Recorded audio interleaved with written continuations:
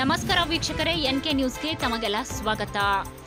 ನೆನೆಗುದಿಗೆ ಬಿದ್ದಿರುವ ರಸ್ತೆ ಕಾಮಗಾರಿ ಪೂರ್ಣಗೊಳಿಸುವಂತೆ ಆಗ್ರಹಿಸಿ ಪಂಚಾಯತ್ ರಾಜ್ ಅಭಿಯಂತರರಿಗೆ ಮುತ್ತಿಗೆ. ವೀಕ್ಷಕರೇ, ಬೈಲಹೊಂಗಲ ಪಟ್ಟಣದ ಇಟಿ ಬಸವೇಶ್ವರ ದೇವಸ್ಥಾನ ಹತ್ತಿರ ನೆನೆಗುದಿಗೆ ಬಿದ್ದಿರುವ ಮುಖ್ಯ ರಸ್ತೆ ಡಾಂಬರೀಕರಣ ಕಾಮಗಾರಿ ಪೂರ್ಣಗೊಳಿಸಬೇಕು ಎಂದು ಒತ್ತಾಯಿಸಿ ಇಟಿ ಬಸವೇಶ್ವರ ದೇವಸ್ಥಾನ ಹಾಗೂ ಎಂಜೆ ಹೌಸಿಂಗ್ ಕಾಲೋನಿಯ ನಿವಾಸಿಗಳು ಪುರಸಭೆ ಮಾಜಿ ಅಧ್ಯಕ್ಷ ಸದಸ್ಯ ಬಸವರಾಜ ಜನ್ಮಟ್ಟಿ ನೇತೃತ್ವದಲ್ಲಿ ಪಂಚಾಯತ್ ರಾಜ್ ಇಂಜಿನಿಯರಿಂಗ್ ಸಹಾಯಕ ಕಾರ್ಯನಿರ್ವಾಹಕ ಅಭಿಯಂತರ ಆರ್ಪಿ ಖಾನಾಪುರೆ ಅವರಿಗೆ ಮುತ್ತಿಗೆ ಹಾಕಿ ಮಂಗಳವಾರ ಪ್ರತಿಭಟನೆಯನ್ನ ನಡೆಸಿದರು.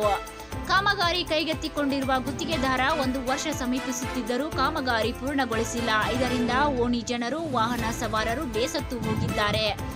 ಶಾಲೆ ಕಾಲೇಜು ವಿದ್ಯಾರ್ಥಿಗಳು, ರೈತರು, ನಿವಾಸಿಗಳು ಕಲ್ಲು ಮಣ್ಣಿನಿಂದ ಕೂಡಿದ ರಸ್ತೆಯಿಂದಾಗಿ ಹೈರಾಣಾಗಿದ್ದಾರೆ ಎಂದು ಸಾರ್ವಜನಿಕರು ತಮ್ಮ ಆಕ್ರೋಶವನ್ನ ಹೊರಹಾಕಿದ್ದಾರೆ. ಸ್ಥಳಕ್ಕೆ ಬಂದ ಗುತ್ತಿಗೆದಾರ ಅಭಿಯಂತರ ಆರ್ಪಿ ಖಾನಾಪುರೆ 1 ವಾರದಲ್ಲಿ ಕಾಮಗಾರಿ ಆರಂಭಿಸಿ ಶೀಘ್ರ ಪೂರ್ಣಗೊಳಿಸುವುದಾಗಿ ಭರವಸೆ ನೀಡಿದರು.